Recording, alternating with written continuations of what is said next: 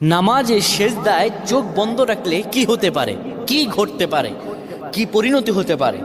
আমরা অনেকেই নামাজের সেজদায় চোখ বন্ধ রাখি। এটি আসলে আমাদের জন্য ভালো না ক্ষতি, এটি আমাদের জানতে হবে। নবী সাল্লাল্লাহু আলাইহি ওয়াসাল্লাম 532 নম্বর হাদিস সহিহ আল বুখারীতে বলেন, শোনো, তোমাদের মধ্যে কেউ যেন সেজদায় তার বাহুদয় যেন কুকুরের মতো না বিছিয়ে দেয়। অর্থাৎ এইভাবে অনেকে আমরা আছি, এইভাবে সেজদা দেই না।